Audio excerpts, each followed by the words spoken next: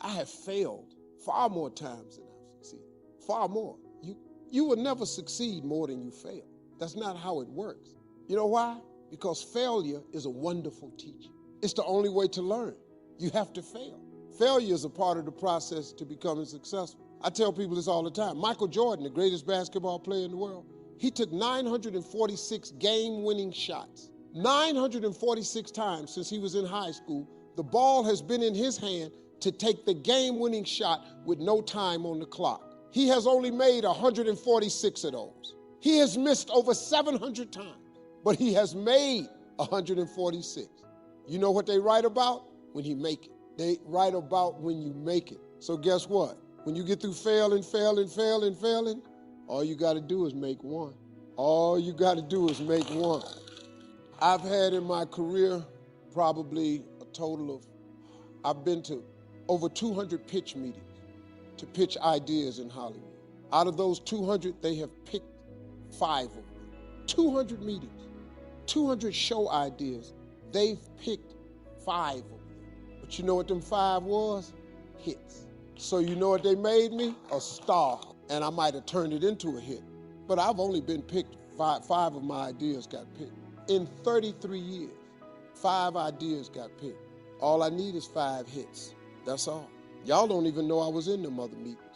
They don't write about it. They just write about my hits. You just need a hit, man. So when you fail, it's a part of the process. Keep going. You're supposed to fail.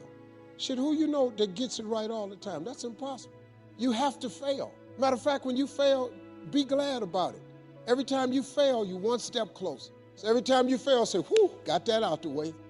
Go to the next one. Fail again, okay, I got 2 out the way. What's gonna happen is if you just keep swinging, you're gonna get a hit. A baseball player gets paid millions and millions of dollars for a 300 batting average. That means out of every 10 times he goes to the plate, he only hits the ball 3 times. We all have things that we're waiting for, a dream to come to pass, problem to turn around, to meet the right person. When it's taking longer than we thought, it's easy to get discouraged, to become impatient, and think, when is it ever going to happen? But sometimes it's not happening because we're not prepared for what God has prepared. You're ready for what you have in mind, but if you could see what God has in mind, you would realize you couldn't handle it right now. You need more time to grow, to develop, to gain experience.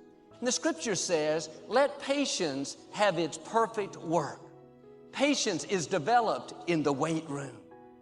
When I was playing sports in high school, the coach would have us spend an hour a day lifting weights. I didn't want to do that. I wanted to play basketball. That seemed like a waste of time. But in that weight room, we were getting stronger, building endurance so we could succeed on the court. Before you see what God promised, before you get on the court, God will send you to the weight room, W-A-I-T. You may not like it. You don't see anything happening. Other people are in the game, making progress. You're stuck waiting. But that time in the weight room is critical. You may not see anything changing, but something is happening. Patience is working. Your spiritual muscles are getting stronger. You're growing, developing. Patience is building you, getting you prepared so you can sustain what God has coming. Don't discount the waiting periods. Don't get discouraged because it's not happening as fast as you would like.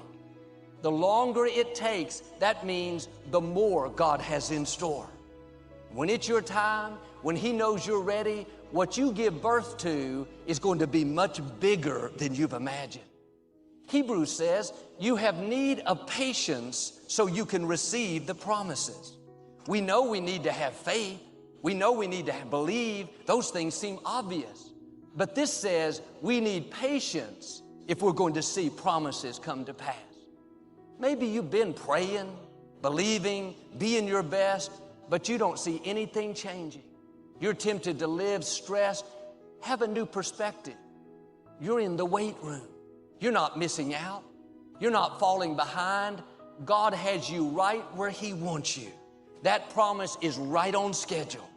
Now do your part and wait with a good attitude. not upset, complaining. When is it ever going to happen? No, turn it around. Father, thank you that what you started in my life, you will finish. Thank you that what you promised is on the way. If you will wait with the right attitude, after patience has done its work, you're going to see promises come to pass. But we see waiting as negative. We don't like it. Nothing is happening. We're interested in the destination, but God is interested in the journey. He's working on us along the way. When we understand that waiting doesn't mean nothing is happening, doesn't mean God has forgotten about us, it's all a part of the process, then we can stay in faith knowing that at the right time, God will get us to where we're supposed to be. David waited 13 years to take the throne after the prophet Samuel anointed him to be the next king. God could have taken him straight to the throne, but David wasn't ready. He had to go through a time of testing. During those 13 years, he faithfully took care of his father's sheep. Seemed like a menial position. He knew he had bigger things in him. He had heard the prophet say that he was a king. But had David not passed the test in the weight room, he would have never made it to the throne. He had to show God he would take care of his father's sheep before God would trust him to take care of his sheep, the people of Israel. While you wait, be your best where you are. That's a very important time. God is watching to see if you're ready. And here's the key. If what you're praying about isn't changing, then God is using that situation to change you. If it's not working out, then it's working out something in you. All things are working for your good. When we acquired the Compact Center, a company filed a lawsuit to try to keep us from moving in. I had already announced to the congregation that it was ours. People had given to help renovate it. Now there was a chance it wasn't going to happen. Thoughts told me, Joel, you're going to look like a fool. You're going to have to give the funds back. It's going to be a big mess. I was tempted to worry, live stressed out, but I prayed like I had never prayed. When I woke up in the middle of the night thinking the opposition is too big, it's never going to happen, I'd turn it around. Father, thank you that you being for me is more than the world being against me. This went on month after month, even year after year. I was in the weight room. I had the promise, but nothing was improving. I didn't like it, but something was happening that I couldn't see. I was growing. I was developing a greater trust in God. In that weight room, I learned to stand strong even when it seemed impossible. I lift weights now at home, and when I'm on the bench, I push the barbell up and down. But what's interesting is the weight never changes. The only thing in the weight room that ever changes is me. The situation you're in may not be changing, then you're in the weight room. If it's not changing, don't worry, you're changing. Patience is working. You're getting stronger, more determined. It's preparing you. Almost 3 years later, that company dropped the lawsuit and we got the building. It was a great victory. But think of this. God could have given me the victory the first week just as easily. He could have done it suddenly and turned it around right away, and I wouldn't have had to spend all that time in the weight room. Would have been so much easier. The problem is I wouldn't have been prepared for what was coming. I wouldn't have been able to handle the growth, the influence, the opposition. God had to get me stronger. He didn't use the good times, He used the resistance. You don't grow when everything is easy. In those 3 years, I learned to trust God in a new way. When I was poor, everywhere I went, flip the price tag. What's it cost? What's it cost? What's it cost? What's it cost? I was constantly negotiating the price for everything in my life. You do that when you come from a place of scarcity, of being poor. Successful people and wealthy people have a subtle distinction. They don't look at price, they look at worth. Is this worth it? If you're constantly looking at the price tag, you'll eventually relent. You'll eventually give in. Stop negotiating the price.